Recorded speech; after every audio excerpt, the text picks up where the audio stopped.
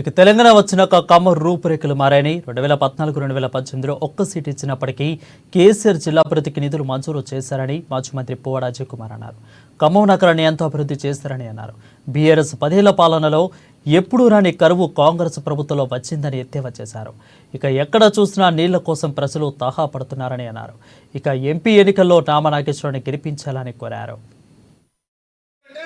ఒక్కసారి urban area గుర్తుపెట్టుకోవాలి. మనం రేపు ఎన్నికలకు ఓట్లు ఎంత వస్తుందమ్మా తాత రెండు సార్లు ప్రభుత్వంలో వాటా లేకపోయినప్పుడు కూడా ఈ ప్రభుత్వాన్ని పోగొట్టుకున్నప్పుడు కూడా ప్రజలకు ఒక బంగారం అవకాశం నామా నాగేశ్వరరావు గారిని గెలిపించుకుంటే, నామా నాగేశ్వరరావు గారి కారు గుర్తుపై ఓటేసుకుంటే కేసీఆర్ గారు నిజంగా సంతోషిస్తారు. ఈ ఖమ్మం జిల్లాలో గతంలో కూడా అత్యధిక మెజార్టీ పువ్వాడ అజయ్ కుమార్ గారి దగ్గర నుంచి వచ్చి వీరు బ్రహ్మాండంగా గెలుపు వాటిలో ఈ నియోజకవర్గం పాత్ర కూడా ఉంది.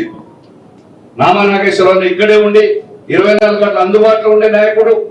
తెలంగాణ విభజన కూడా చంద్రబాబు నాయుడు గారు లెటర్ ఇస్తే తప్ప తెలంగాణ విభజన కాదు అంటే వాళ్ళ మాయ మాటలు మోసం మాటల వల్ల మనం దెబ్బతిన్నామో, మళ్ళీ ఇప్పుడు అదే ప్రజల దగ్గరికి మనం అన్ని కూడా తీసుకోవాల్సిన అవసరం ఉన్నది.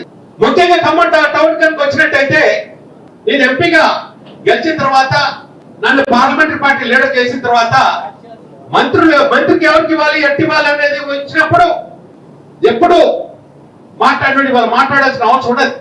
కేసీఆర్ గారు నన్ను పిలిచి మాట్లాడి, నేను ఎప్పుడు కూడా నాయకులు మాట్లాడి బయట పెట్టను, కానీ వాళ్ళు మీకు కూడా తెలియాల్సిన అవసరం ఉండదు.